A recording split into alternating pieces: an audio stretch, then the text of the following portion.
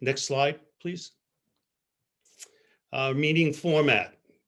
This meeting is being conducted in the Zoom webinar format, which means that audio is limited to the presenters and staff support, the people you see on your screen. During proposal discussion, delegates can ask questions or provide comments through the Q&A function. And as Mike mentioned, we are using the NEMO vote application to conduct voting. All documents that have been pertinent to the AGM have been posted on the Mass Youth Soccer website on the AGM page for over 30 days. Please copy the link shown on the slide if you need to get access to the documents. These documents will remain posted on the web page after the meeting is concluded. And finally, just so everyone is aware, this meeting is being recorded. If you have an issue with that, you certainly have the option to drop off the meeting. Okay, let me just quickly run through the agenda. After some introductions and welcome, general announcements, I'll have a few remarks. We have several partners with us, Soccer Parenting and Stack Sports, who are going to speak to the membership. Our new state referee administrator, Richard Frangillo, will be speaking. We will then, by that time, we should have the credentials report and understand if we have a quorum established.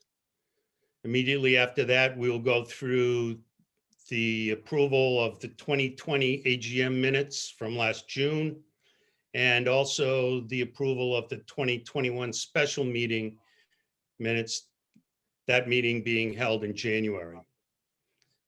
Well, unfinished business, then we'll go into the financial reports. Next slide, please. Program and services, report of the executive director. We then get into elections, or what we are calling selection of the Class D directors. Then we will consider constitution and bylaw amendment proposals, new business.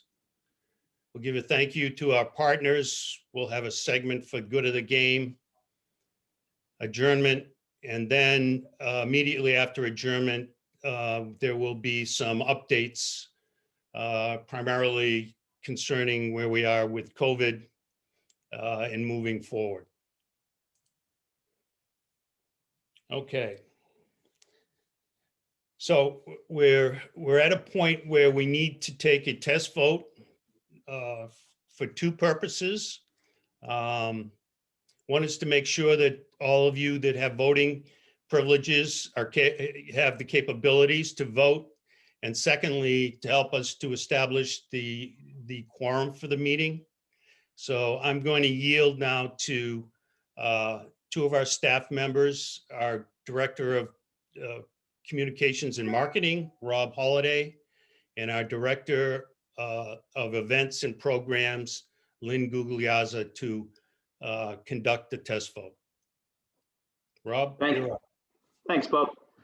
So at this point, we would like everybody to log on to the NEMO vote application. So using the URL provided there, mayouthsoccer.nemovote.com. If you could please log on. We can currently see there's about 50 of you online. We'll give another 30 seconds or so. There's about 20 parties who've been assigned voting privileges that are not currently logged on yet.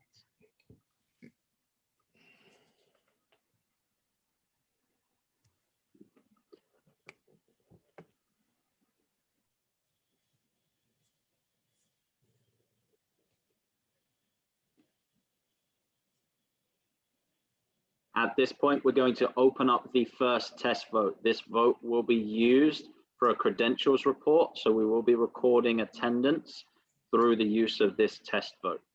As you're in the NEMO Vote app, Lynn will be opening the vote now. You should see a banner open up saying you have a new vote available.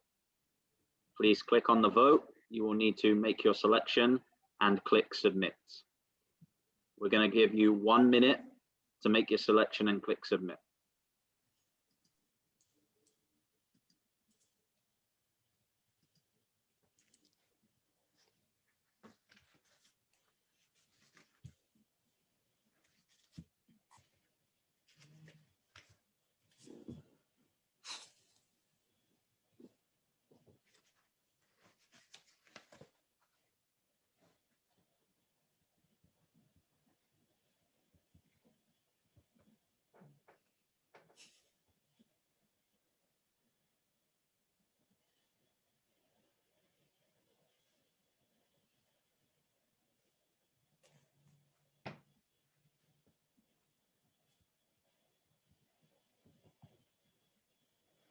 We'll give you about 15 more seconds, just waiting on 1 or 2 more votes to come in.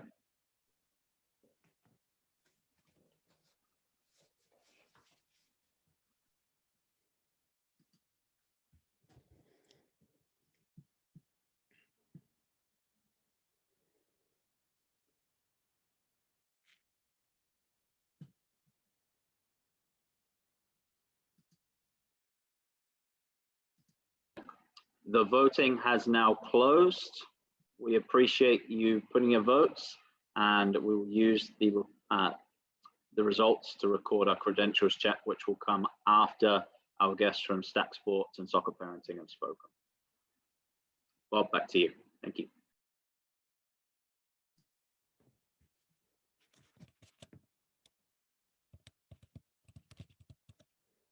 Okay, thank you, Rob.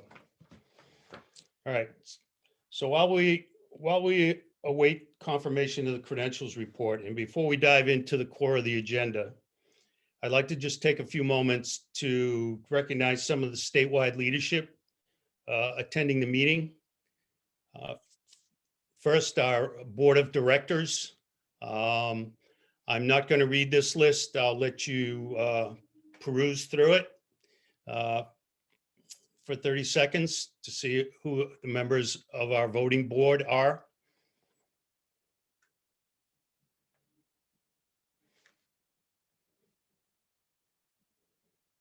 Next slide, please, Mike. And now our non-voting members of the board of directors, 3 of whom you will see are members of the Mass Youth Soccer Hall of Fame.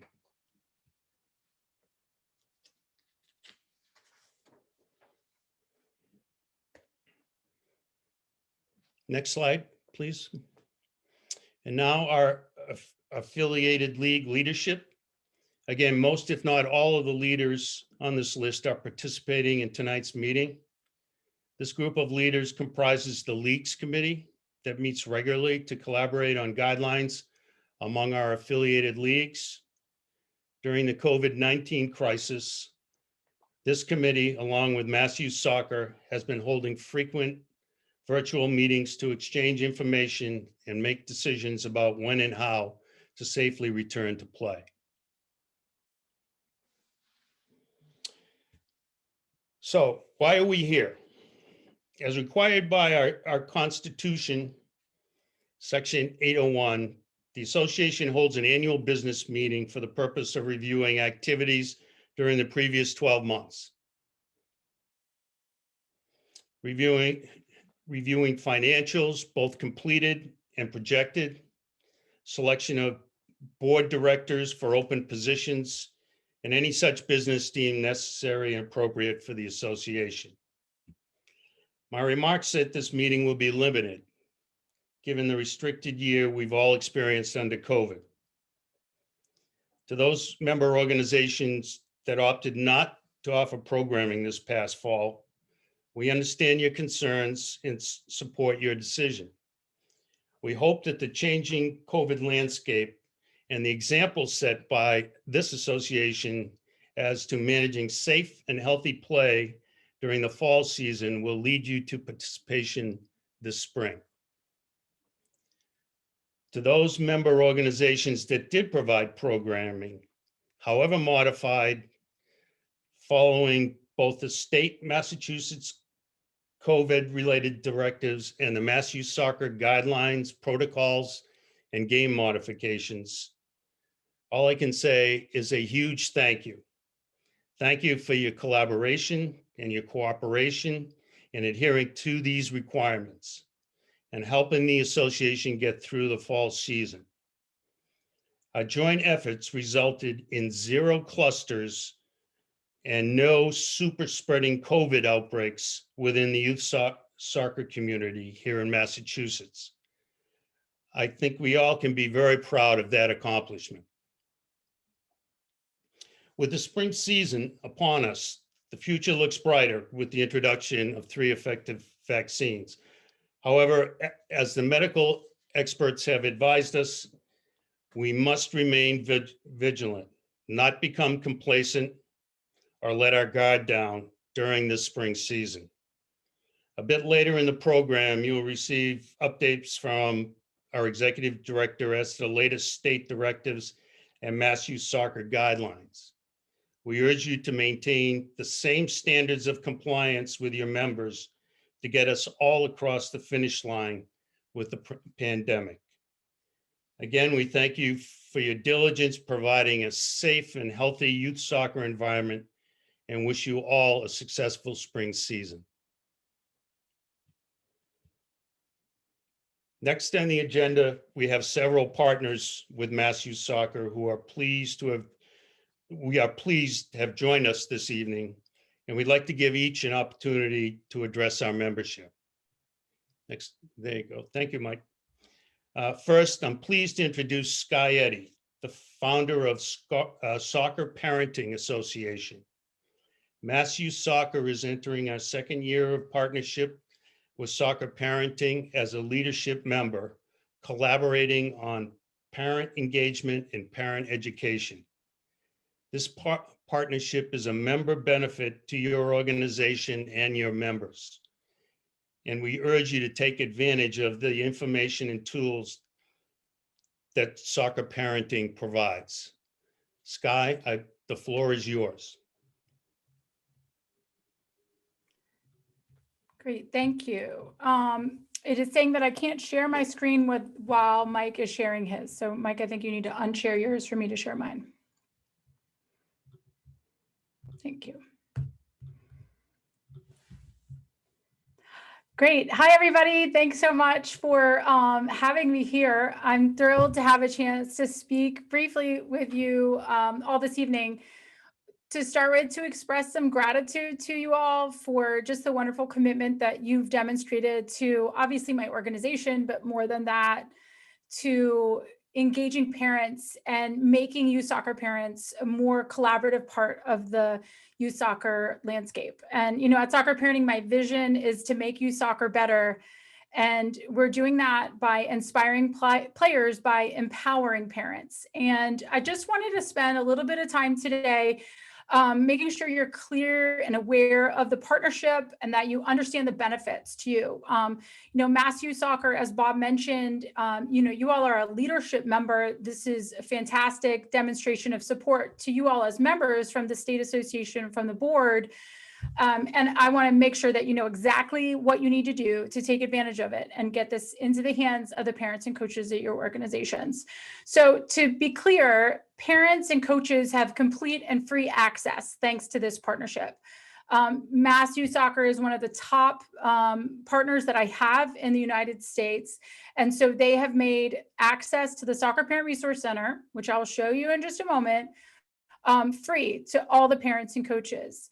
In addition to that, if you're a club leader, you are able to get a club membership, and the fee for that for you is $100 a year. And I'll tell you quickly what the benefits are of a club membership. So I just wanted to be clear about those two key benefits for you all. And the Soccer Parent Resource Center, it's a website that we've created. It's a membership site. So you have to get behind the membership wall with a link that Mass Youth Soccer provides. And we provide content focused on the body, the mind, the game, the next level, the club coach relationship, and parenting. So we're trying to establish content and create content for parents that's curated especially for youth soccer parents to make sure they have all the information, the guidance, the support, the education that they need to ensure that their child feels inspired through their soccer participation, so they stay involved with sports, so they develop these healthy habits that they'll take with them for life, and obviously are developing all these life skills. So we really deeply believe that parent education and engagement is foundational to keeping players involved with sport. So our content is focused on those education areas, and it's just an ever-growing resource. There's articles, interviews, short videos, expert advice that we're pushing out, and really engaging learning experiences for parents and for coaches. There is a special coach education area on the site that focuses on best practices for coaches when it comes to relationship building. I've so enjoyed my time at Mass Youth Soccer over the years, as I've spoken, I think 3 times now at your previous events in January. And, a lot of times I'm talking about things like emotional intelligence in coaching and best practices for parent engagement and providing coaches with that education. If you're a club leader or you're a coach yourself, you'll find those resources available for your coaches for free as well. Club memberships, to be clear, you have free access through the URL for parents and for coaches. But if you're a club that wants to call yourself a soccer parenting club member, really kind of establish yourself as a leader and go the extra step to really push this out to your members. As a club member, you're able to share a logo on your site. We have a very extensive onboarding program that we'll go through with you to make sure you understand the resources and provide you with information to provide your coaches and your parents directly. And then we'll have ongoing support for club members throughout the course of the year. Club leaders will be invited to quarterly webinars that I host for club leaders. And then there'll be some extra coach education events. This year we have 5 webinars. We've already done one 2 weeks ago with Doug Lamov. There's 4 more that are planned just for special coach education events for our club members, coaches. So just want to make sure you understand the benefits of the club membership as well. Really quickly, just to show you a couple of things on the site. This is the dashboard. So you use the URL that I'll show you where you gain access to it. You log in with a name, username, email, password, and then this is the dashboard. So this is where parents and coaches arrive. You can see there's a library there. This is the library. There's so much content here. I just screenshotted a few things, but just to give you an idea, you can search by topics, categories, types, as you can see on the side of your screen there. And then all the content is available. There's hundreds of pieces of content in different forms, all geared towards youth soccer parents here. We also have 4 courses. I know there's a handful of clubs in Massachusetts who have been really pushing out the Sideline Project course. It's a fantastic intervention to improve sideline behaviors. It's a 15-minute course. And there's clubs all around the country that are requiring the parents at their club to take this 15-minute course and to demonstrate that they've taken it by providing the certificate. And then there's some other courses here. We do a webinar each month. Next week, I'll be interviewing Nick Levette, so you can register for the webinars here. And then this coach education area as well. So here's just an example of some of the information that the coaches can have access to. That webinar I did 2 weeks ago with Doug Lamov, who's a teaching expert, phenomenal, is available here, as are some of the other interviews that we've done. And so this is how you can gain access. There's 2 ways. You can go to the Mass Youth Soccer site. You can hit the parenting tab that they have on their website, scroll down to soccer parenting, and you can find this URL, or you can find the registration URL, or you can go to soccerparenting.com/mass-youth-soccer. And on this page, so if you're interested, I would maybe just take a picture with your phone.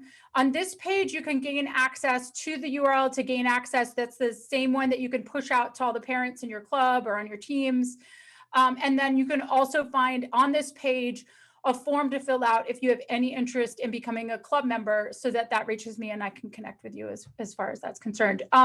The push from Mass Youth Soccer has been phenomenal. We're off to a really, really good start, and we definitely need your help to just continue to get these resources into the hands of parents and coaches through COVID and these shutdowns. This has been a fantastic benefit that you all have.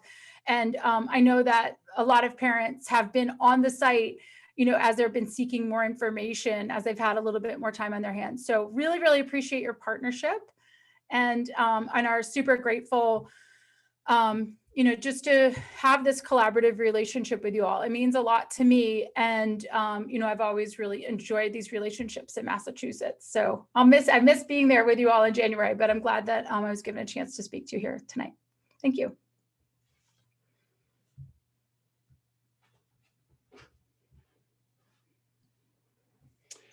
Thank you, Sky. Appreciate it. Okay, next, I'd like to introduce Ernie excuse me, I'm going to butcher the name. Okay. Mike, help me out here if you can. It's just Ernie to me. It's just right. Yeah. From Stack Sports, who's going to talk to us about US Soccer Connect capabilities. And Ernie, I apologize. No, that's okay. You're not the first to butcher it. You won't be the last. Robert, thank you for having me. And Mike, thank you for having us here to talk a little bit about Stack Sports and the partnership with Mass Youth Soccer. I will go ahead and share my screen. And Mike, here we go.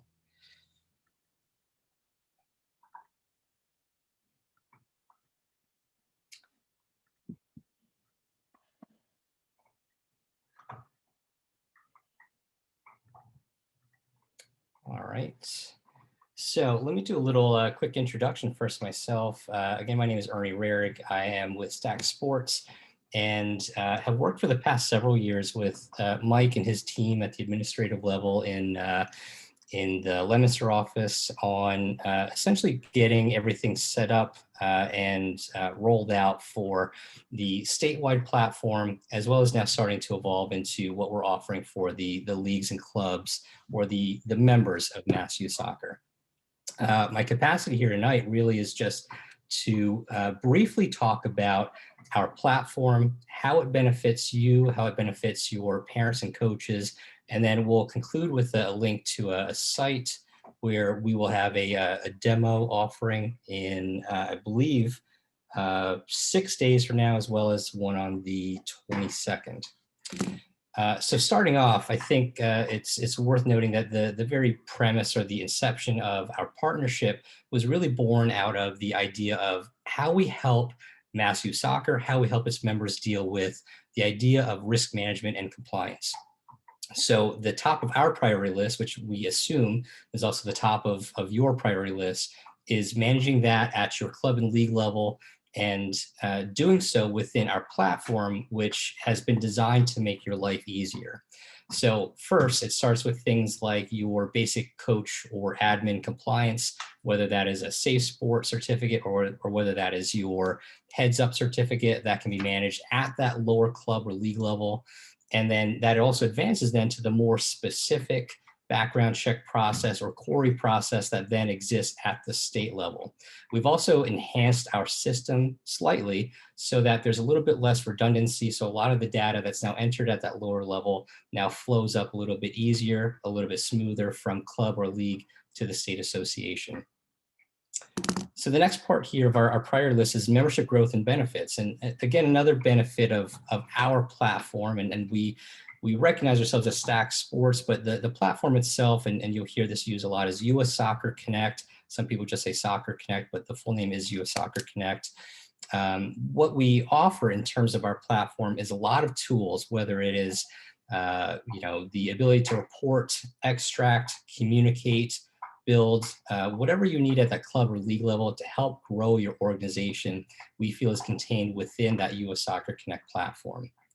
And then lastly is the idea of making the admins and volunteers' life easier, as in less time behind a computer, more time on the pitch. That is our goal, and we hope that's your goal. We know that that is the Mass Youth Soccer goal and why they have partnered with us, and we continue to build off that each and every year.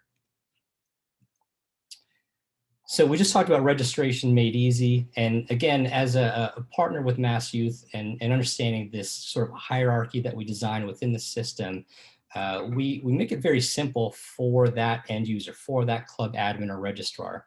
A lot of data is passed down from the state to the club or league level. That can be anything from play types, age groups, to ELAs, waivers, agreements that are then just kind of automatically populated into your system. And that's not to say that you lose any flexibility.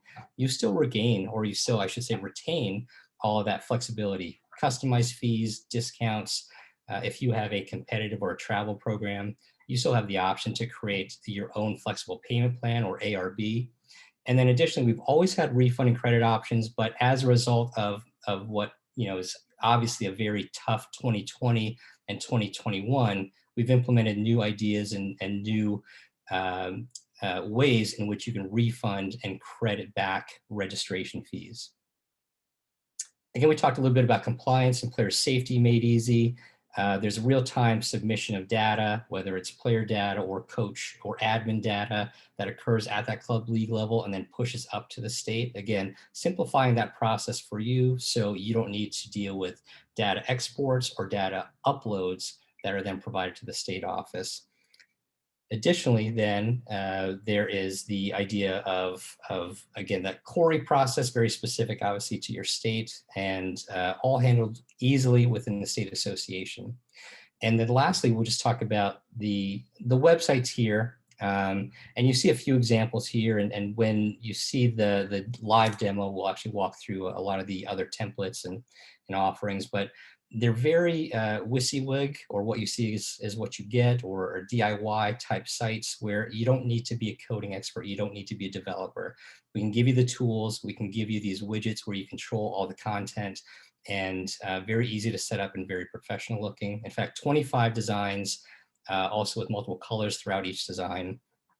And then the ability for, in alignment with that technology is then the ability to easily upload photos, videos, etc. to that site. So partner to grow with, and this will be kind of the last topic that I cover here, is just mobile first registration. And we've really put a lot of focus into this over the last year, identifying that your customers, your parents, your coaches, your teams, they experience that platform on their mobile device. They experience that platform on the go. And our system is designed first and foremost to be a mobile first registration platform, meaning that you don't have any kind of resizing issues. There's no issues with data not displaying properly. There's no issue with registration. And in addition to that, we make it a lot easier for a parent or a coach to simply take a snapshot of a headshot or a photo from their phone, or maybe even take a picture of a document and easily upload that into their registration account via their mobile device. Again, the end goal being simplicity, ease of use. We talked a little bit before on the previous page about our tools, our reporting within that platform to help make your jobs easier. And here we just list a few, again, bulk email options, bulk text messaging, and then a team manager app that is free to download, free to use, is synced with your team data at your club level, and also syncs with your scheduling data at the club level. Again, a very nice tool that's offered as a free part of the US Soccer Connect platform. And then lastly, just again, from the business perspective of your club or league, the idea of retention reports, being able to compare data from season to season, see where you have growth, see where maybe you need to pour a little bit more effort, or where you're maybe not getting as much participation. That's obviously going to be important this season as you're coming back to play, and maybe trying to identify where those kids are coming back, and maybe where they are still a little bit hesitant to come out and play. As I stated, there's not a whole lot of content for me to go over today, but to expand on this and give you the option to sign up for one of our webinars. We're going to do hour-long webinars on March 16th and March 22nd. You see the URL that's listed below, which is where you can go and sign up for those webinars. Additionally, within the next day or two, you'll see an email as well as a social media post that will come out from Mass Youth Soccer, which will also promote those dates and allow you to sign up. So Mike, I hope I kept it under 5 minutes, but again, thank you all for having me. And if anyone has any questions, please feel free to follow up after this, and we'll be sure to answer them. Thank you, Robert. Thank you, Ernie. Appreciate it. to the participants on the call. We're getting a few questions coming in regarding the raise hand function. We are not using that function. We're using the Q&A function for all questions. So if you do have questions, please use the Q&A. Okay. Finally, as many of you know, late last year, Mass Adult Soccer and Mass Youth Soccer jointly announced the appointment of a new state referee administrator, Richard Frangello. The SRA, as he is called, his role is to chair the Massachusetts State Referee Committee that focuses on all aspects of the referee community: recruitment, retention, education, certification, and advancement. In planning for the AGM, we thought this meeting to be an excellent opportunity for Rich to speak to a broader membership audience and share his thoughts about the vision and direction of the MSRC. So Rich, it's all yours. You're on mute, I believe. Yeah, I get to do that myself. Thank you, Bob. Thank you, everyone. Good evening. You can go ahead to the next slide. So I wanted to say hello to everyone. Thank you for the opportunity to speak to this group. It's a group I know well. I've been involved in youth soccer for quite a while. I was an SRA some 20 years ago, and after raising children, now I'm back at it. I've never been very far from the referee community. And the reason I came back is really to help referees get better. I've been lucky enough to got a lot of benefits having been a referee. My children have as well. I know a lot of people through the referee community. And so I've been on the job now for about 3 months. And in those 3 months, I've spent most of my time learning about where we are with the referee community, learning about what are the issues that we need to address, talking to a lot of people around the state about what it is that they see are benefits and challenges that the referee community has as they relate to leagues, as they relate to state associations, and so on. So I thought tonight I would just go over a few ideas that are important to me and give you an idea of who I am and what I hope to accomplish. So as Bob said, the mission for the referee committee is pretty straightforward. We're here to serve the game by preparing referees to do their job and do it well. And so that requires a whole network of people, instructors, assessors, assigners, mentors, other people, referee administrators, trying to get everyone prepared for the season, for the year, law changes and all the rest. So I see MSRC as a service function. We are going to be helpful to those who are trying to do other things to make the game go. And that is just a bedrock foundation that I believe in. Along the way, I'm a process-oriented person, and I'm going to try to make our systems be efficient so that we can get what we need to get done quickly. And in the process of doing that, we got to interact with lots of different organizations, U.S. Soccer, Mass Youth Soccer, Mass Adult Soccer, and Leagues Committee, and parents, and so on and so on. I think that we can build a better mousetrap if we work together, and that's what I aim to do. The next bullet is about communication. If there was one thing that was consistently reverberating back to me, is that we just need to communicate better from the referee committee. And I have no trouble with that. I'm here tonight. I'm sending out emails. We're making videos. We're trying to do everything we can to try to get the word out for what needs to be done to get referees prepared for the season. So communication is critical. The last bullet I put up there is the bar, and I don't mean the place down the street on the corner. I mean that it's our objective, it's my objective that we in the referee community raise the level of our own professionalism to its highest point, that we all have an individual commitment to be professional about this job that we do. And we need to set expectations for referees, which are often young people, to be as professional about what it is that they do. And so that means taking the courses seriously, taking their uniform seriously, taking their assignments seriously. And I want to hold people accountable to be as good as they can be. If we're all individually working in that direction, then the collective will be very strong.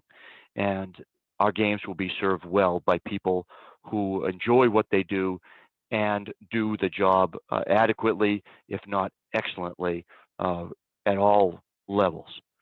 One thing I would add is that I think that the referee community wants to be able to advance like players want to be able to advance. And there's plenty of opportunity in our state at the youth level and the adult level to get that opportunity to advance. We've been very fortunate over decades to have international level referees, and we still do. And I think that we can continue to build a pool of strong referees at all levels. So I guess that's a sign to go. So I'm going to be done right there. No, it was an accident. But if you have any questions, reach out to me, sra@massref.net, or send a note to Mike. And no, don't send a note to Mike. Just send a note to me, sra@massref.net. I'll be happy to help out if I can.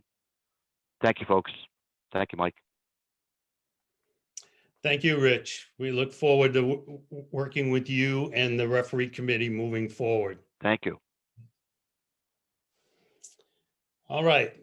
Now we're on to the credentials report.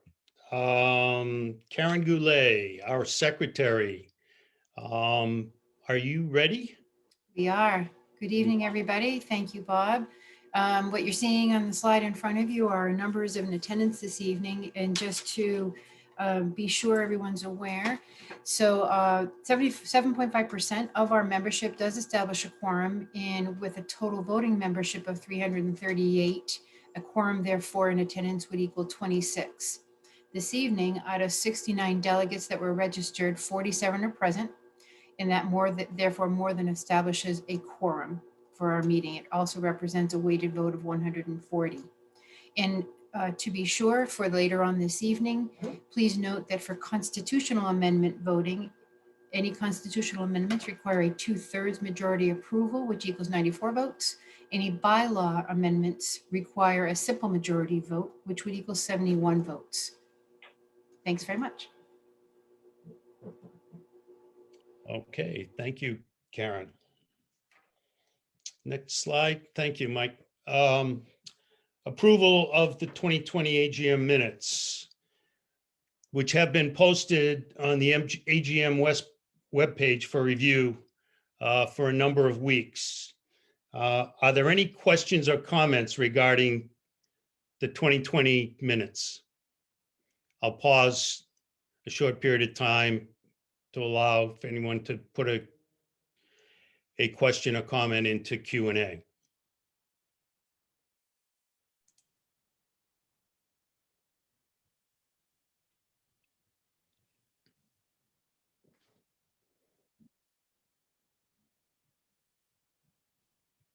Bob, no questions have been submitted. Hearing none, we will consider the 2020 AGM minutes approved as submitted.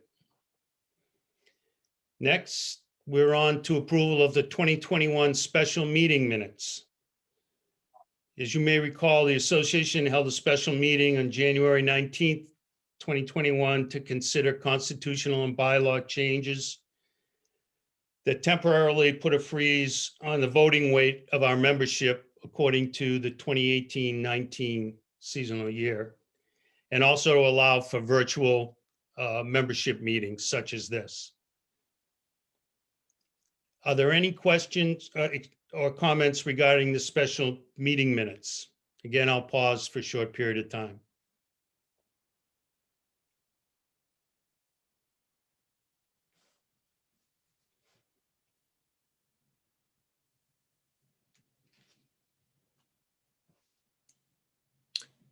Bob, nothing Okay. submitted. Thank you. Hearing none, we will consider the special meeting minutes approved as submitted. Next slide, please. Unfinished business.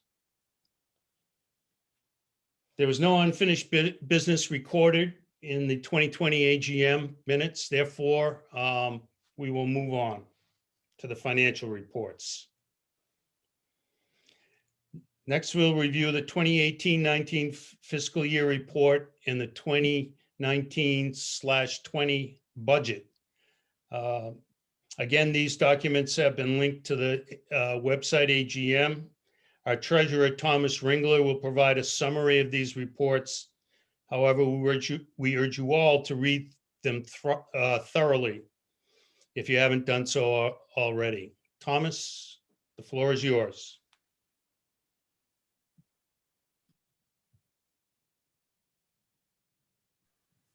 Thank you, Bob.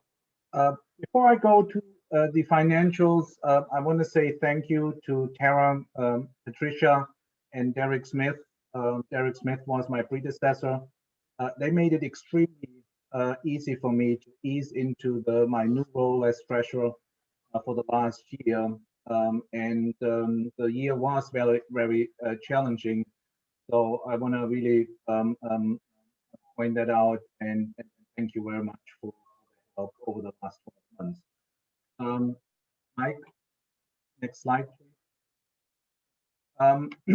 So on a series of 6 slides going forward, I want to walk you through our revenues, expenses, and operating profit for the year, and then move on to our outlook on revenue, expenses, and profit for the coming year. All the slides are set up the same way. I'm going to walk you through from left to right. It gives you a nice walk what happened year over year. First slide shows revenues, and starting on the left side, the previous year we ended with revenues of 4.5 million, which we call the pre-COVID revenue. And then COVID-19 had a significant impact on soccer activity. Initially, we couldn't play in spring, so there were no spring registration. That roughly reduced our revenue compared to previous year by 400,000. That alone was not a big hit, but the big hit then really happened when we had to cancel all the spring and summer activity in 2020. That reduced our revenue compared to previous year by 1.5 million. So really at the end of October 2020, our revenue finished at 2.6 million, which is a 42% reduction year over year. Next slide, please.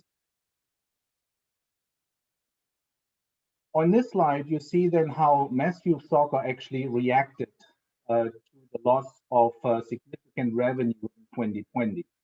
Again, we'll start on the left side.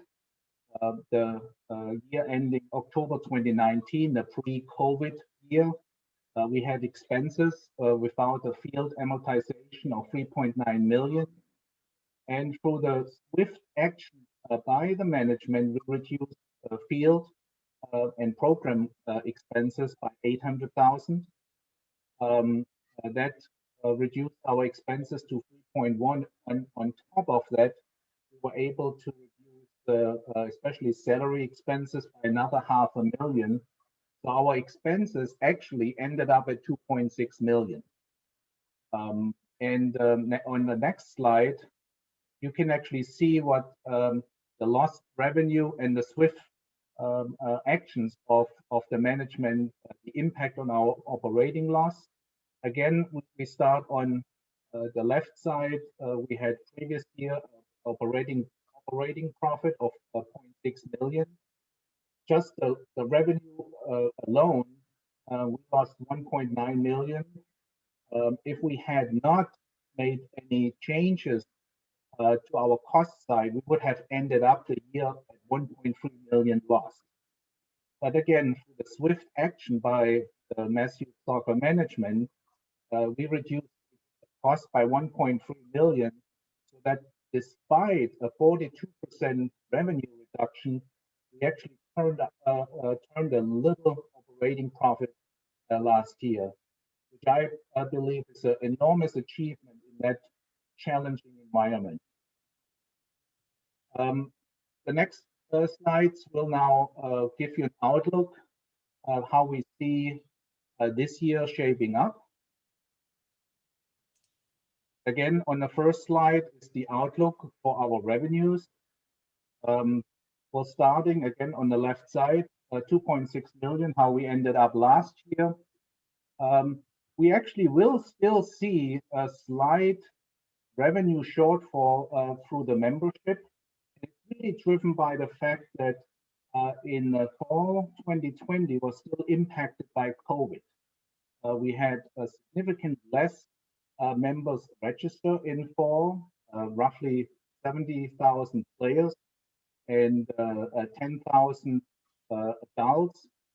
That compares to the previous year of more like 100,000 players and 15,000 adults. So with that alone, we would actually see revenue further reducing this year. But our expectations are that soccer activities are now slowly returning back to pre-COVID-19 levels. And we are planning at this point that all spring and summer activities will take place. We will have, plan is to have State Cup, to have MTOC, to have Town Select, to have ODP finishing up the season. And that will then increase the revenue compared to last year by roughly $1 million, so that we will end up at roughly 3.4 million for end of this year or October 2021. Maybe you can recall 4.5 million is roughly a pre-COVID level.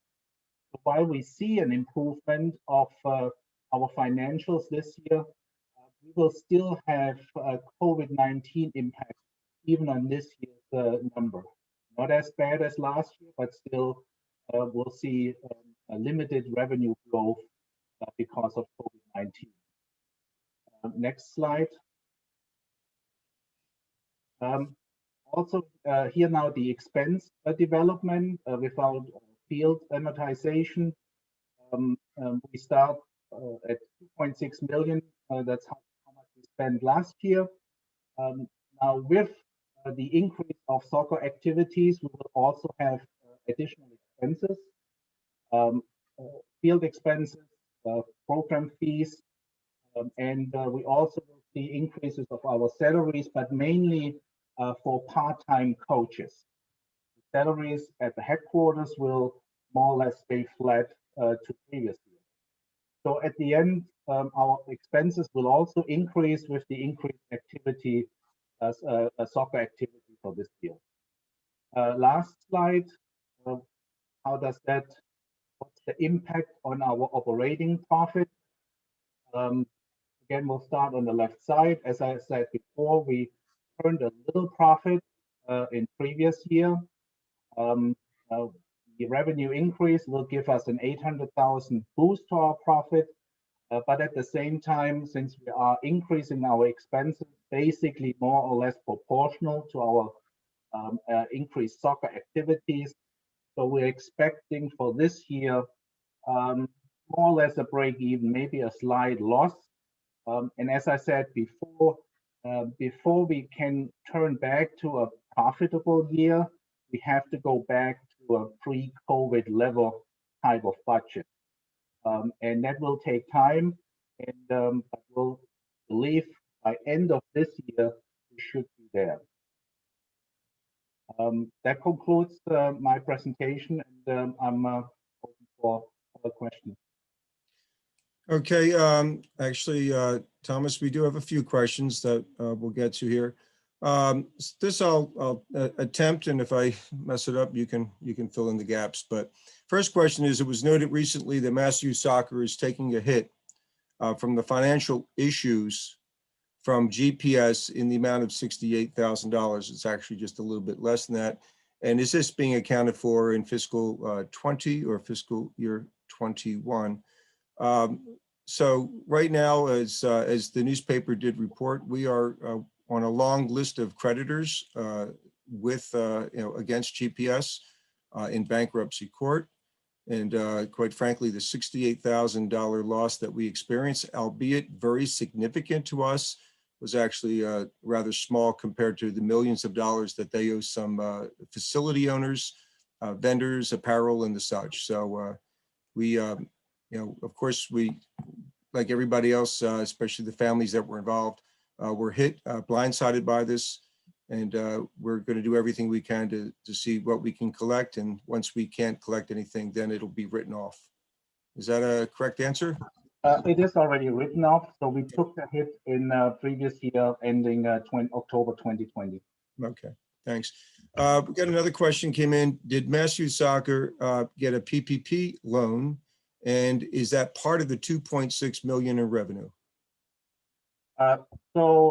Yes, Mass Youth Soccer got a PPP loan last year. And in the meantime, we also applied for the PPP loan too, and also received those amounts. Those are not shown in the P&L.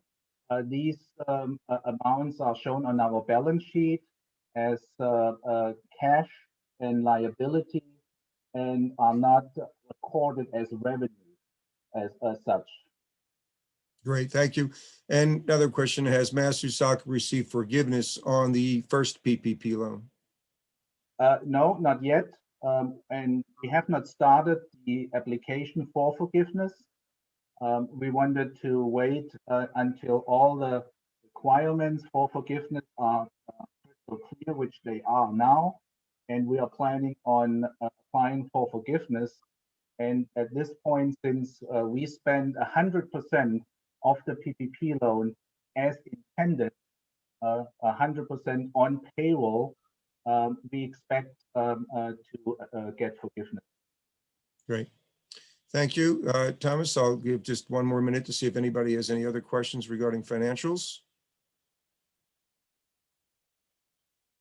If you went to the same typing class in high school that I did, it might take you a while.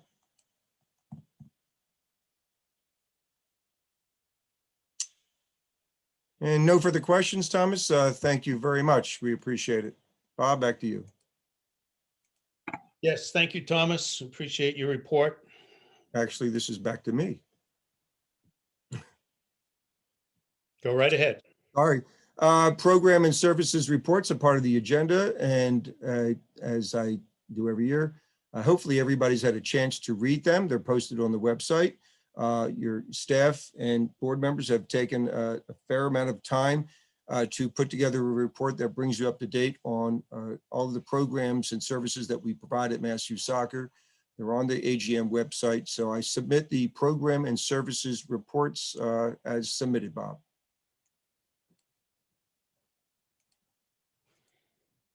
Okay, next slide. There we go. This is my turn. Thank you, Bob. And just good evening to everybody. And I promise to be brief. I know those who know me know that's impossible, but no, I'll be brief. Actually, my report tonight is going to be rather simple. You know, not being in front of everybody, to be able to connect and have a conversation with you. I'm going to just key in on a few areas that I think are extremely important for what took place the last 12 months.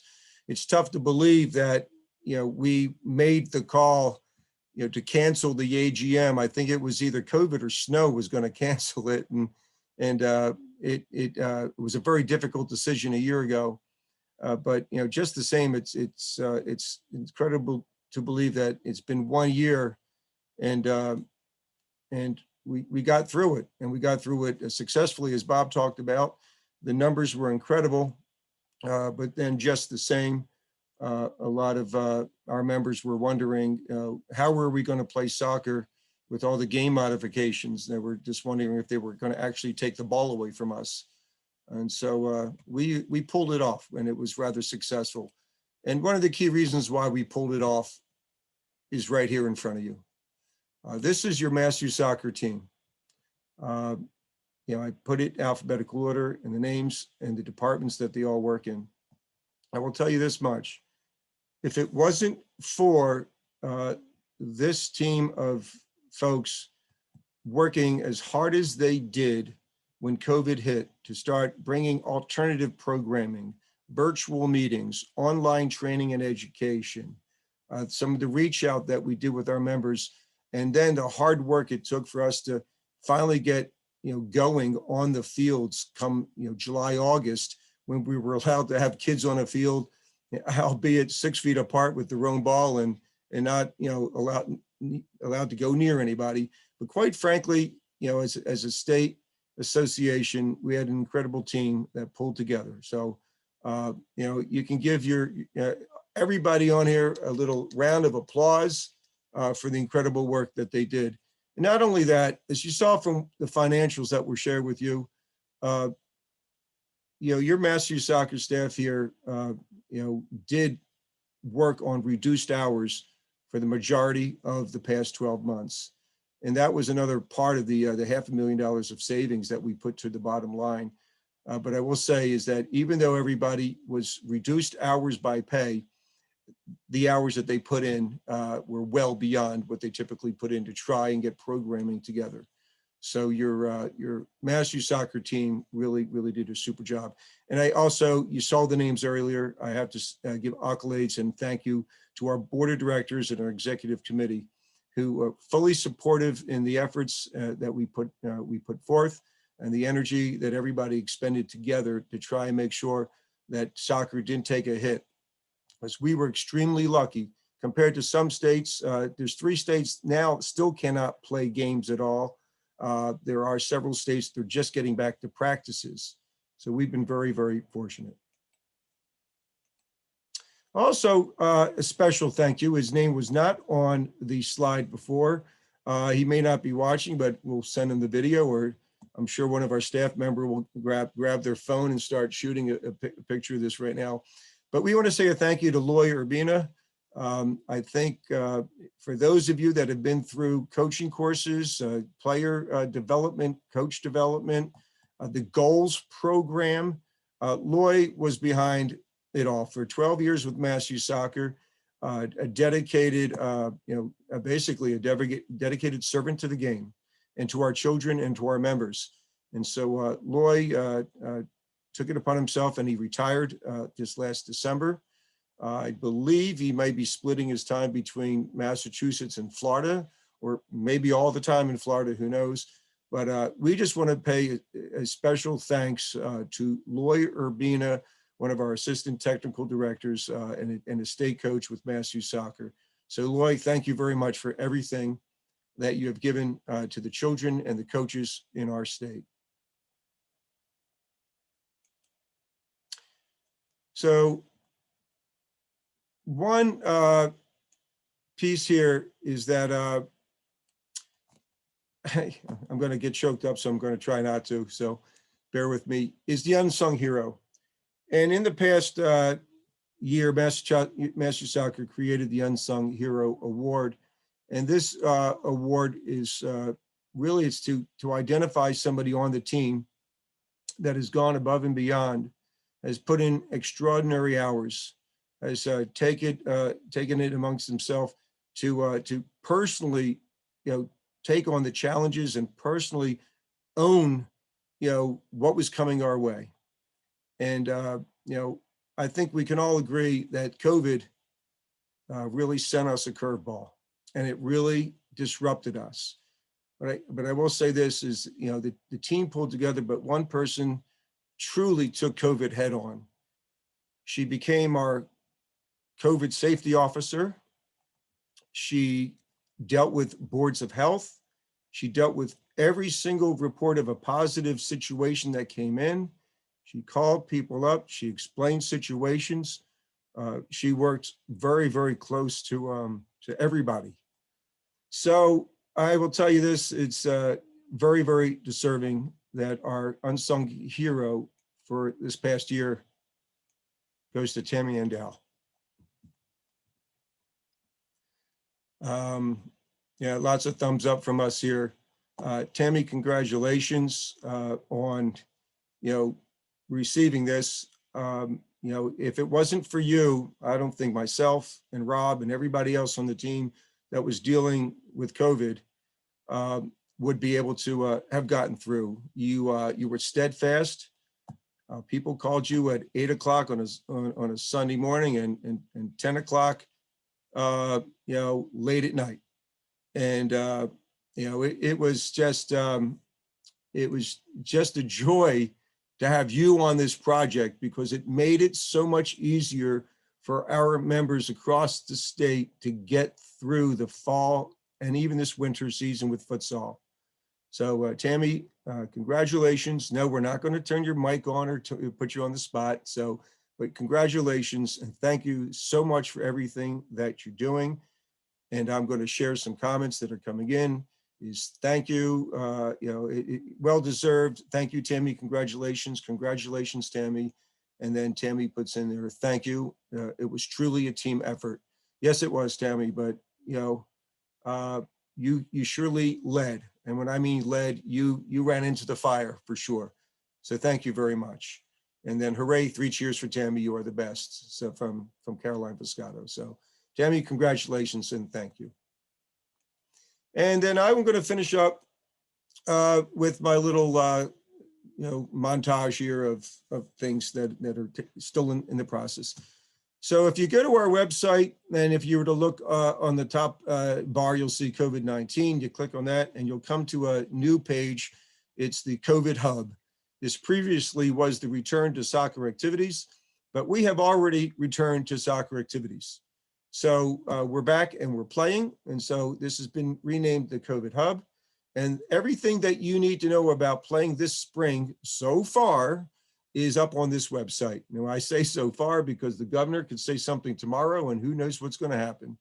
So, but if you go to this web page, you will see that we've got a video presentation Tammy put together for the recent changes. And I'm going to go over all of these at the very end after we adjourn. I'm not going to go into details, but I just want to point this out. Rob and Tammy and Jamie have done a super job of helping to put this page together, for building the protocols and putting all the information and that we have. One thing I do want to point out while everybody's on is that as a follow-up to the video that Tammy put up there, and hopefully we hear something from the governor on March 22nd, when the state of Massachusetts is supposed to enter phase 4, that we're hoping that we hopefully have a little bit more lenience in what's taking place. But on the other hand, let me assure you, Massachusetts Soccer is not trying to rush into everything like some other states have just opened everything up. We're being very optimistically cautious. We want everybody to follow the protocols. We want our kids to be healthy and safe. So, we're dealing well with what we've got going. This coming spring, it's soccer the way it's meant to be played, except for this little thing that's called a mask that we need to wear at all times. And that's it. That's all. So all the game modifications have gone, and we're back to the game, keeping our fingers crossed that we can also have a lot more taking place. And I want to point out, we have a Q&A session on Thursday, March 25th at 7 p.m., which is a follow-up to the video. So, gather your questions. Of course, you can always submit them to Tammy or I at any time you want. We'll get back to you, but we're going to have a live Q&A session. Hopefully it's based on some favorable news that comes from the governor on the 22nd.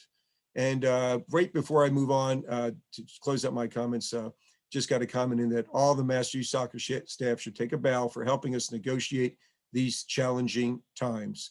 Thank you very much, Mike Sheedy. I really appreciate that. So for sure.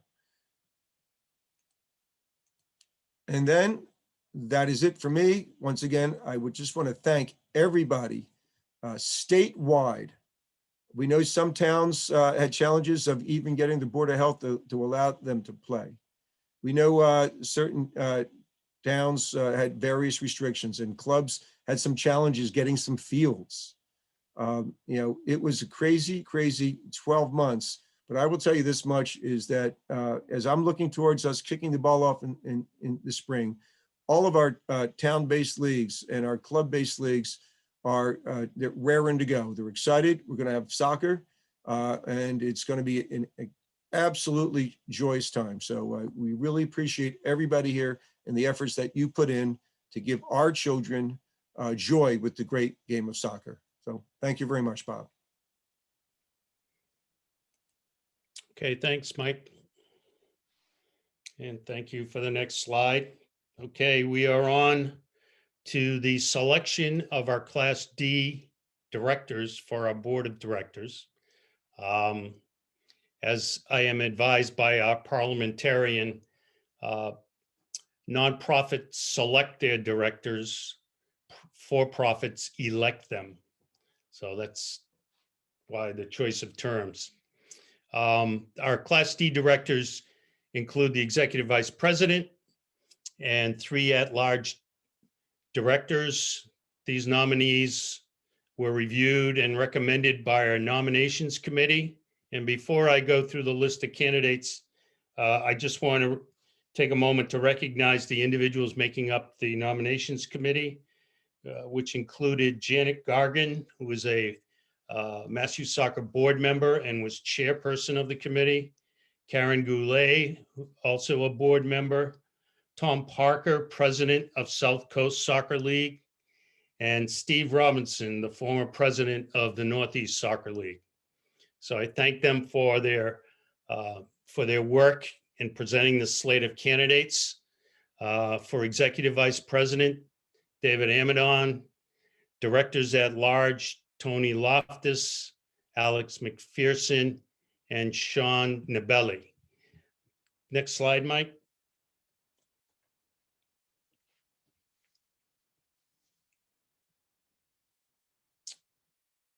All right, so pursuant to our bylaws, section 103.4, the process for submitting additional nominees was closed on February 17th of this year, with no additional nominees put forth. Under Robert's rules, since there is only one nominee for each open position, and since there are no further nominees permitted at this time under our bylaws, hearing no objections, the slate of nominees is selected by acclamation. So congratulations to our candidates.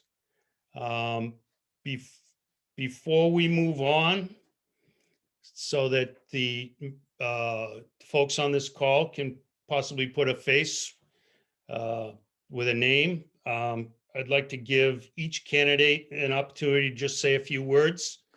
I shouldn't say candidate, they're now directors again, and allow them to say a few words at the meeting. So we'll start with our Executive Vice President, David Amadon. Thanks, Bob, and good evening to everybody who's on our webinar call tonight. I want to thank the membership for its confirming confidence in my continuing in the role of Executive Vice President. This will be my second full term doing that, and I have been on the board for a number of years before I was Executive Vice President. And we've accomplished a lot, and there's a lot more to do. We have a great team, both at the board level and certainly, as you've heard tonight, at the state office level.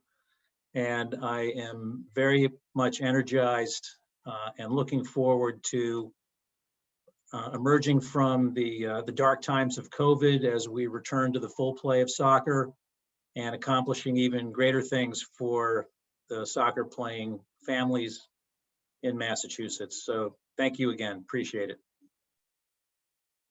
Thank you, David. Next, Tony Loftus. Wow. Thank you very much, Bob. I really appreciate it. Thank everybody for being here and everybody for expressing their confidence in me and your unanimous vote. This feels, special.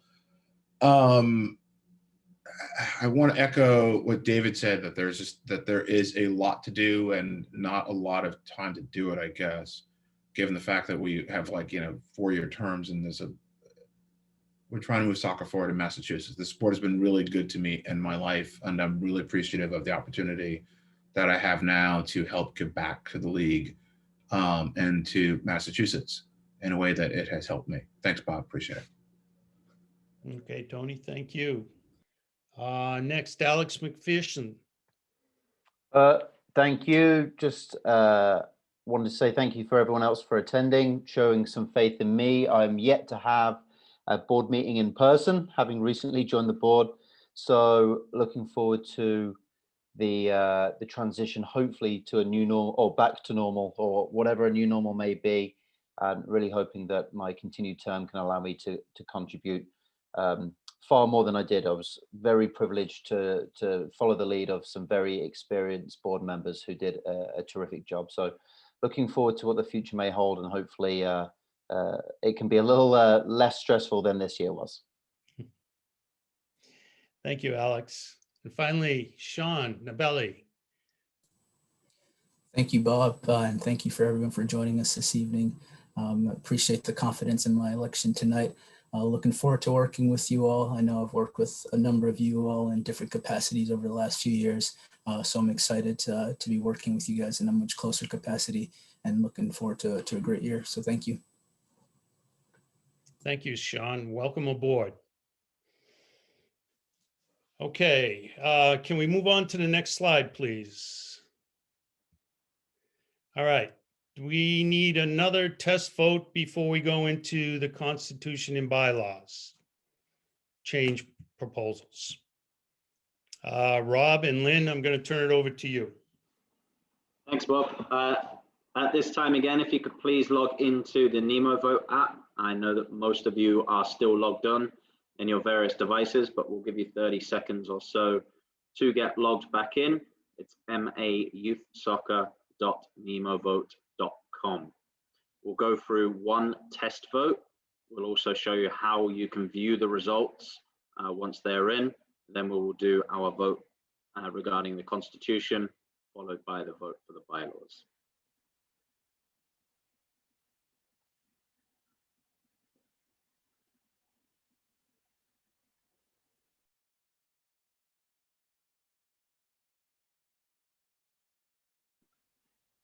The test vote is now being opened. You should see a banner come across your screen telling you a new vote has opened.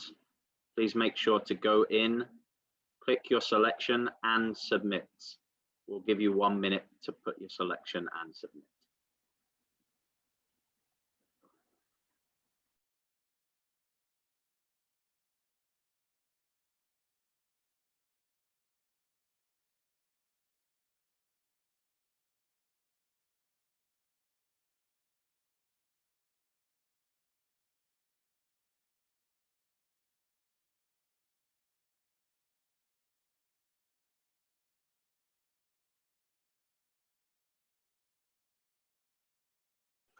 Give about 20 seconds longer. Please make sure you click submit once you have made your selection.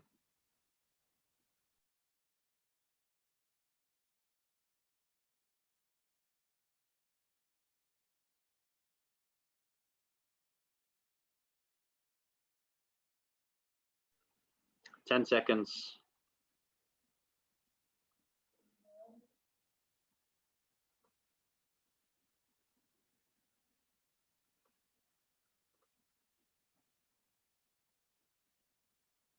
And we are now closing the results.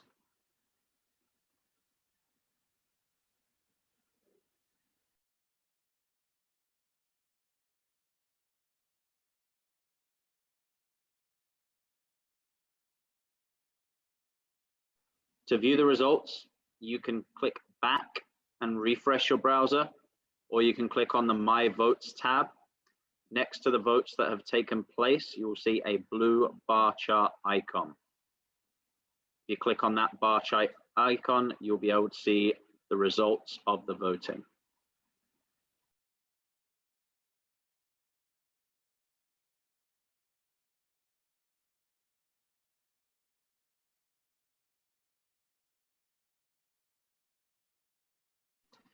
And just an update on the numbers, we have 143 total voting weight. So the majority is now 72. And to pass the Constitution, we would need 95 for the voting weight. Can you please go to the next slide, Bob?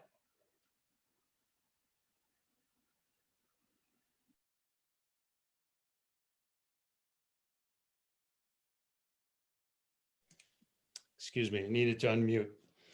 All right, we are on to Constitution and Bylaw Amendment proposals. So I'd like to recognize the committee that has worked over several months to complete this review of the two Mass Youth Soccer governance documents, which consisted of our Executive Vice President, David Amadon, our staff member, Lori Jimenez, and our board member, Steve Smoller. The Mass Youth Soccer Board of Directors have reviewed and approved the proposals as presented unanimously, and they are now presented to the membership for their approval. To handle the consideration of these documents, I'll yield the floor to the chair of the governance committee, David Amadon. Thanks, Bob.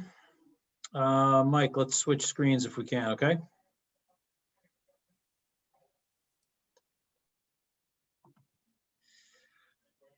Oh, switch screens. I'm sorry.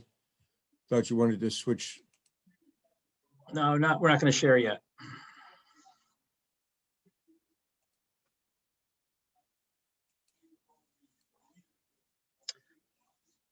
Okay, we have two documents. They've been posted to the AGM website for your review that show the changes to both the Constitution and to the bylaws since the versions that were approved in January of this year, where at our special meeting, as Bob alluded to earlier, we made some substantive amendments to those two documents that were more time critical than what you're seeing before you for consideration tonight. We're going to consider these separately. We'll take the constitutional amendment first. And I have received a motion from Howie Blatt, seconded by Jared Scarpacci, to approve the amendments to the Mass Youth Soccer Constitution in the form presented to the meeting tonight. As is the case with the bylaws, these changes are largely technical in nature, ranging from aligning defined terms throughout the document in a consistent manner, correcting provisions that current practice made incorrect, updating matters that have evolved since the last iteration of the documents was considered and approved by the members. The Leagues Committee, for example, has updated its purpose and function, and that's reflected in the bylaw document, as you've seen from the changes. There were some mistakes, notably around the description and selection of the different classes of directors, as well as within the term limits provision. I want to echo Bob's appreciation to both Lori and Steve, who provided invaluable help, a lot of time, and very thoughtful comments and advice to the work that was done on these documents. I believe that they are in much better shape than they were when we started, and I think give us a good platform moving forward to operate in a very professional and responsible manner from a governance perspective going forward. What I'm going to do now is I will actually switch screens with you, Mike, and I'll share my screen. I'm going to put up the document that reflects the changes to the Constitution, and I'm going to open this up for questions. If any of the voting members or anyone else on the call tonight has any questions about any of these changes that are reflected in the Constitution document here, now's the time to raise them. I'll do my best to field those questions as they come in, or accept a lateral of them from Rob. and try to get through this as quickly as we can. So let me open it up for questions, and I'll wait about 30 seconds if I don't see anything come across.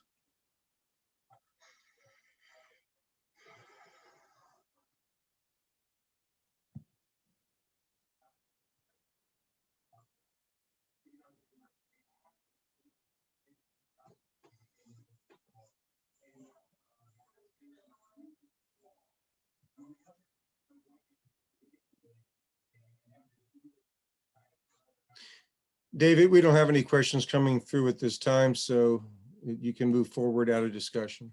All right, thanks, Mike. Having no comments or questions put forward, I will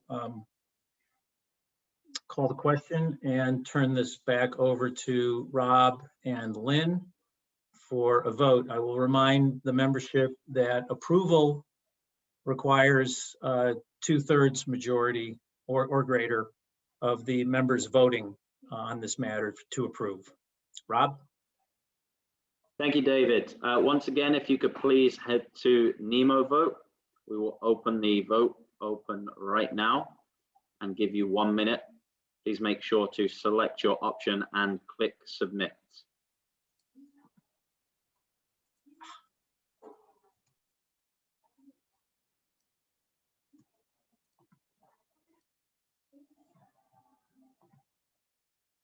The vote is now open.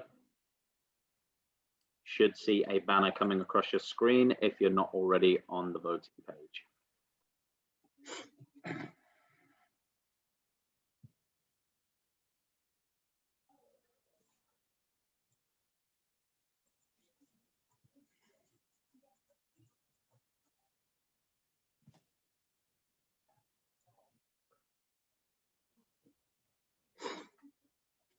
We'll give about 20 seconds longer.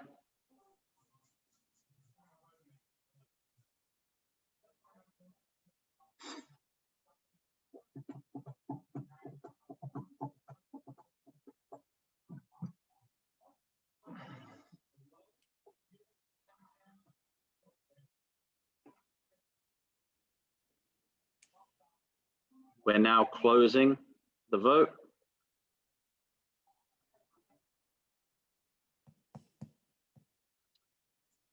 The vote passed with 151 voting weight in favor, 1 against.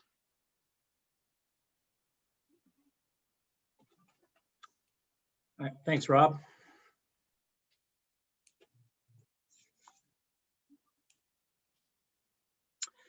As I mentioned, we're going to consider the bylaw amendment now. Mike, can we swap screens again? Here's the, okay, do you want to go through this and then two? I'm sorry, yeah. So, yeah, what we're going to be voting on now after discussion is to amend the bylaws to update various provisions, mostly of the same categories of changes, corrections, aligning defined terms, updating practices, that sort of thing. Same exercise we did for the Constitution. This vote for approval will require a simple majority of the membership voting to approve. I've received a motion from Dave Dalrymple and seconded by Janet Gargan for the adoption and approval of the bylaw amendments as reflected in the form of the changes presented to this meeting. I'll put a copy of what was posted on the website up for you to, if we have any questions on any of this, I can refer to it in the document. Otherwise, as before, I will open it up now through the Q&A function for any questions or comments regarding these changes before we take the vote. We'll wait about 30 seconds as before.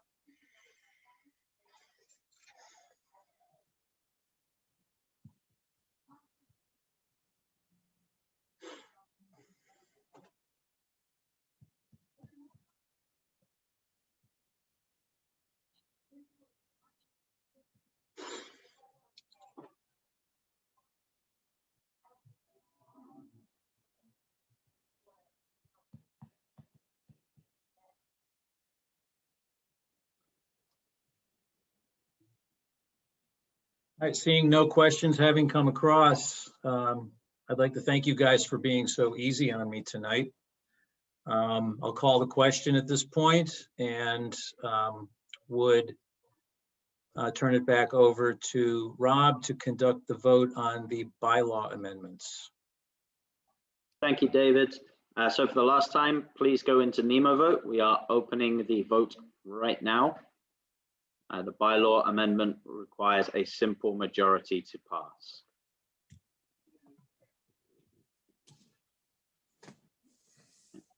Vote is open. We'll provide about 45 seconds for you to submit your vote.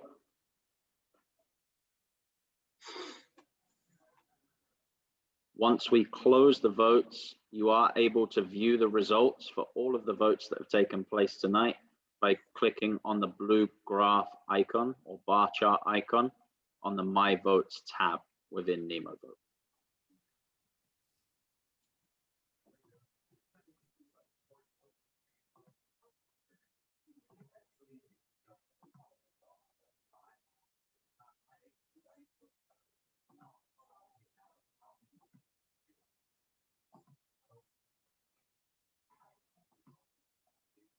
It appears that all votes are in from those in attendance, so we can now close the vote.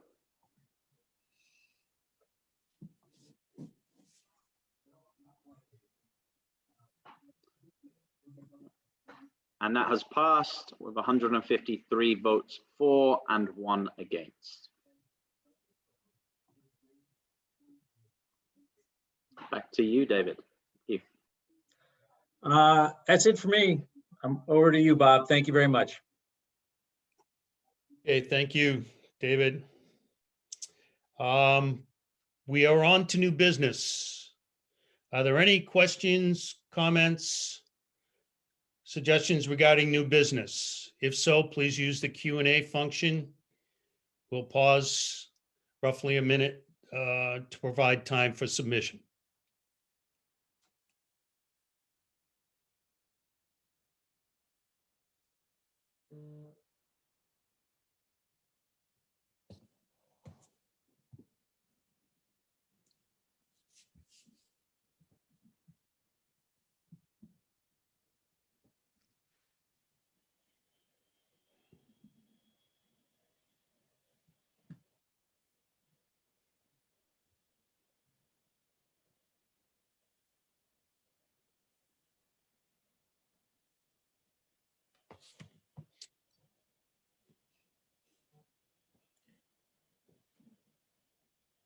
Do we have any submittals, Mike? No, no submittals at this time, Bob.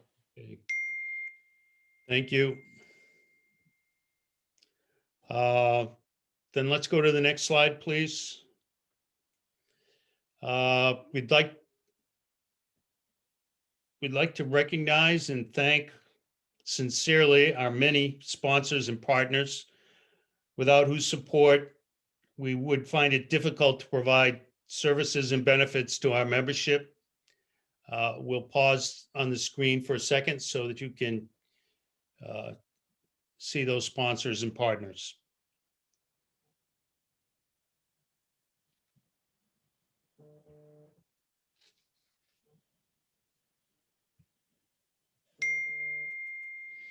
And the next slide, just a reminder, Dick's Sporting Goods discount weekend is coming up.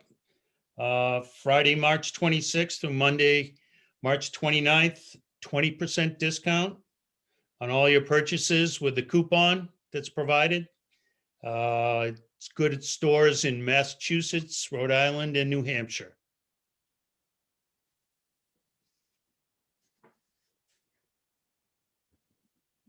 Okay, next slide. Good of the game is, does anyone have any topic they would like to bring up for the good of the game? Again, we'll pause for a minute to allow people to submit through the Q&A function.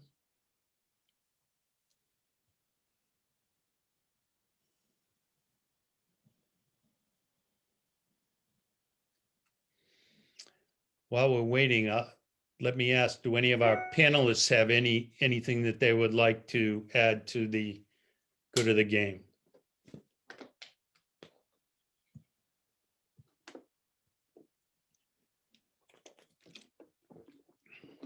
I would need an hour.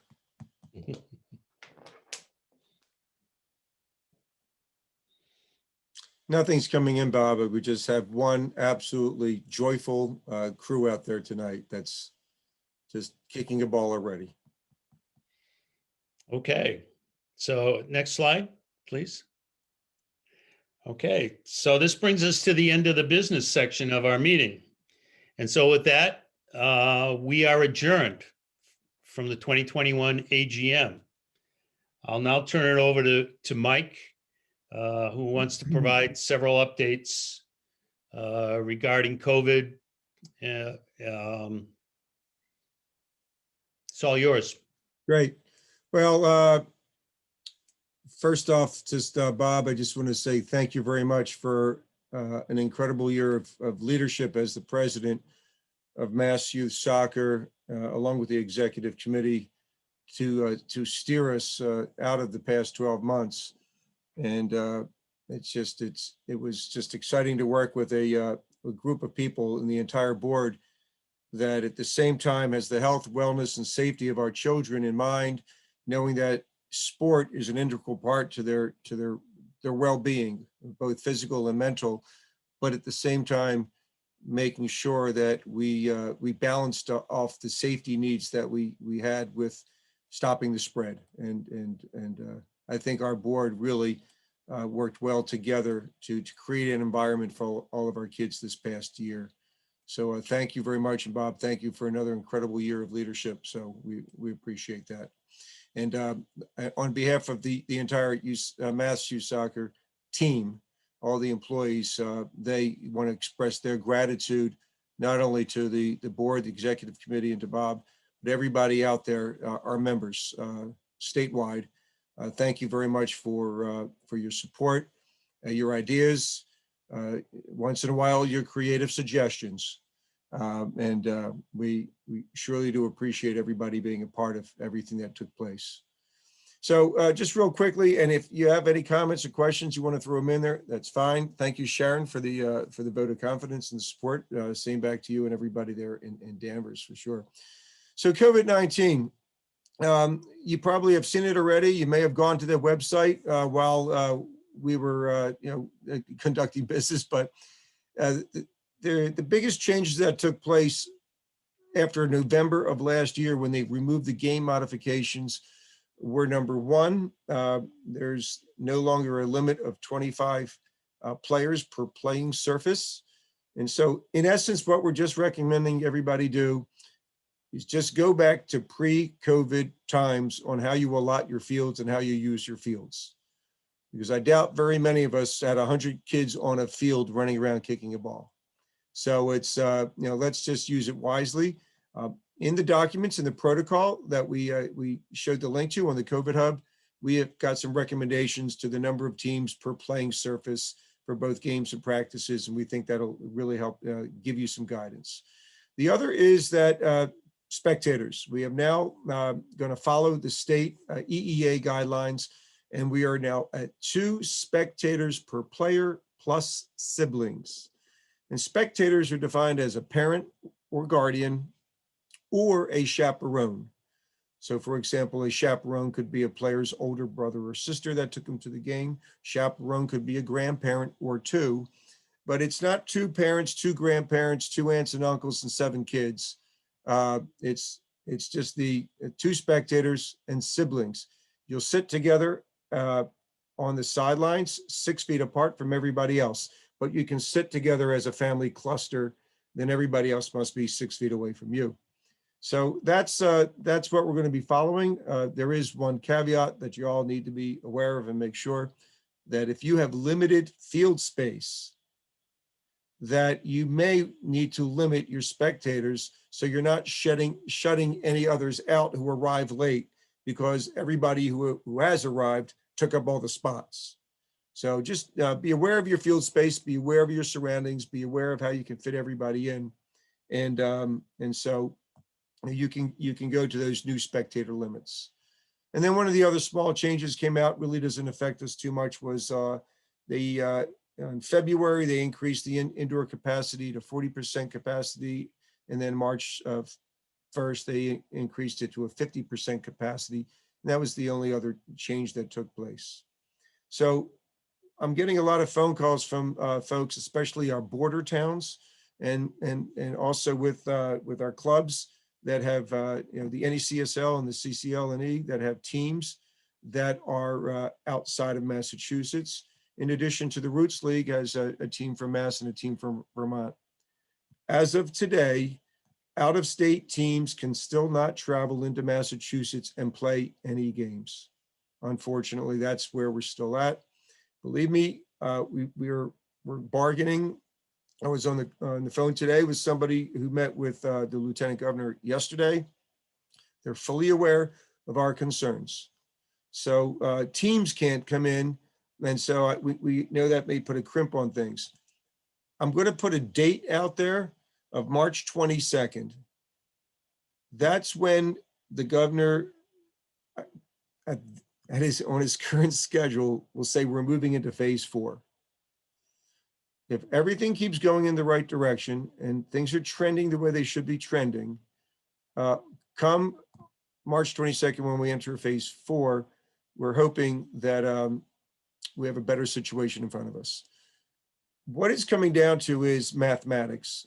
The Lieutenant Governor and the Governor, Board of Health have all stated they're not making an arbitrary decision to just open up the borders because it feels good or looks good. They're going by mathematics. The percentages that our neighboring states are experiencing with their various COVID rates, spreading rates, hospitalization rates, death rates, all of the factors that they're taking a look at those and saying, okay, do we feel comfortable opening up our borders? I will say now that New Hampshire, Maine, and Connecticut have opened their borders, we're hoping that we trend in that same direction. We don't think we're going to hear anything before the 22nd. We know for leagues, this is very difficult that have teams from out of state because you've got to build your schedules. So we feel the pain. We're doing everything possible. As far as players are concerned, that's another factor. If the travel policy changes, meaning that we can go freely back and forth between New Hampshire, Vermont, Rhode Island, Maine, or the such, that players would not have to comply with, or while they would comply with the travel policy, which would be the way it used to be when COVID first hit and we could go back and forth to New Hampshire without any problems. Right now, the only 2 states that can come into Massachusetts are people coming in from Puerto Rico and from Hawaii. So we're hoping that they add Maine, Vermont, New Hampshire, Rhode Island, Connecticut, and New York to that list, but we shall see. So our border programs that have kids that come over to play in Massachusetts, for them to come over, they either need to quarantine for 10 days and or take a COVID test within 72 hours. It's pretty much unfeasible. So we'll see what happens there. And then the last item, of course, is tournaments. And right now, the word from the governor's office and such is that they're not even thinking about tournaments right now. They're thinking about vaccines, and they're focusing on getting people vaccinated. We're hoping that if things get better throughout March and April and then into May, that we'll get some leniency for the ability to hold tournaments. If anything, it could be a different bracketed method, but what they're all concerned about is the congregation of people. And that when you have a tournament with brackets and playoffs and championships, you have play and stay. And they don't want any play and stay right now. They want play and go home. So we're going to find out if there's different ways that we can come up with various structures to make a tournament work. But for right now, the only events that we can run are basically one or doubleheader game friendlies. No congregation, people show up, the kids play the game and they leave. No t-shirt sales, no brackets, no awards, no medals, nothing. It's basically come on, play and go home. So that's what we're dealing with at this point in time. So really no major changes other than the spectator one, which is recent. Please watch the pre-recorded video on the COVID Hub page. That'll give you a good idea of everything I just went over. Send that link out to all of your parents and coaches within your organizations, get the word out there. And then on March 25th, we will have a Q&A to just kind of get the questions out there and answers before the seasons officially start. For most people, they're starting the weekend after Easter weekend. And hopefully we hear something positive on the 22nd. So if there are any questions or comments or whatever, please go ahead and type away, and we'll give you some chance to put those in. Anything else from my panelists to add to any of this?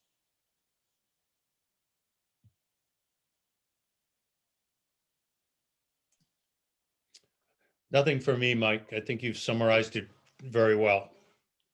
All right, we'll give people another minute or two.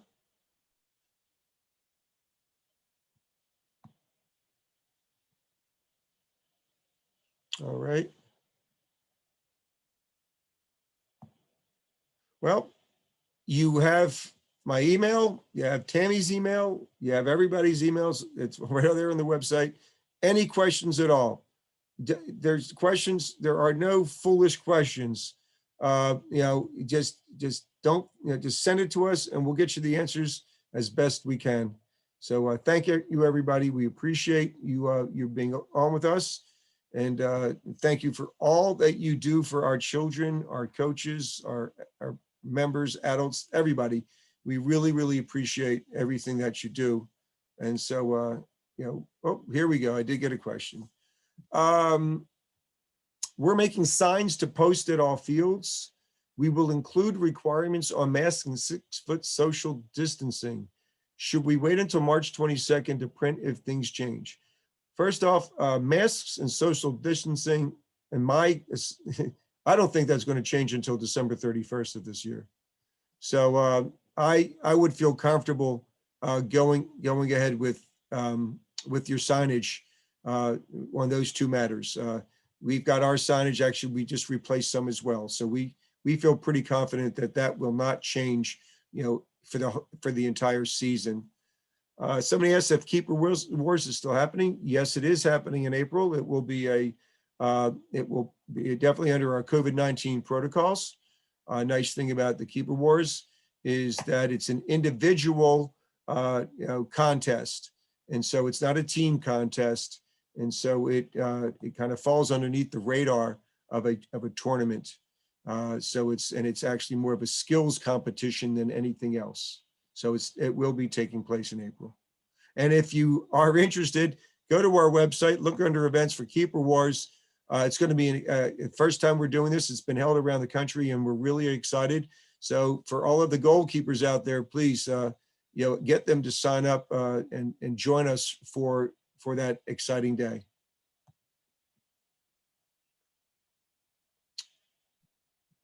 I think that does it, Bob.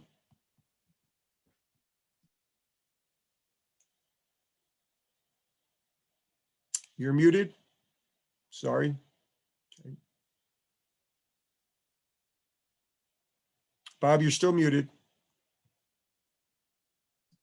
Sorry about that. There you go. To That's repeat the to repeat myself, thank you again. that's the most common phrase from the last 12 months. Thank you again for your participation. We really appreciate it. We wish you a successful, safe, and healthy spring season. And hopefully we will all see each other out on the fields this spring. So thanks again for attending. We'll draw the meeting to a close.